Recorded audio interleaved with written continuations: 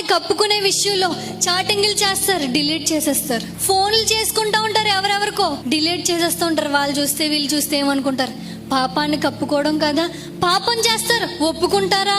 ఒప్పుకోరు. నేను చేయలేదు, నేను అలా మాట్లాడలేదు, నేను చూడలేదు, నేను తిరగలేదు అని వాళ్ళ పాపాన్ని అబద్ధాలతో కప్పుకోవాలనుకుంటారు. పాపం చేశాను అని అనుకోరు. టీవీ చూస్తారు, అప్పటిదాకా సినిమా చూస్తారు, వెంటనే ఛానల్ మార్చేస్తారు, కప్పేసుకుంటారు పాపాన్ని. ఫోన్లో అప్పటిదాకా ఏవేవో చూస్తారు, ఎవరైనా చూసేస్తారు, హిస్టరీ క్లియర్ చేసేసి మరలా ఏదో పెట్టేస్తారు దేవుడిది. పాపాన్ని కప్పేసుకుంటారు దేవుడికి దూరంగా ఉన్న వాళ్ళు. అలాంటి వాళ్ళకి మనశ్శాంతి ఎక్కడ దొరుకుతుంది? వాళ్ళు చూసేస్తారేమో, వీళ్ళు చూసేస్తారేమో, వాళ్ళు నన్ను ఏమనుకుంటారేమో అని చెప్పి ఆ కంగారి ఆ ఆలోచనలేమో పనిచేస్తూ ఉంటే వాళ్ళు ఇంకేం మనశ్శాంతి ఉంటుంది? వాళ్ళకి మనశ్శాంతి ఉండదు. వాళ్ళు మొదటగా చెప్తున్నారు కదా, వాళ్ళ కాళ్ళు పాపం చేయడానికి పరిగెత్తుతాయంట.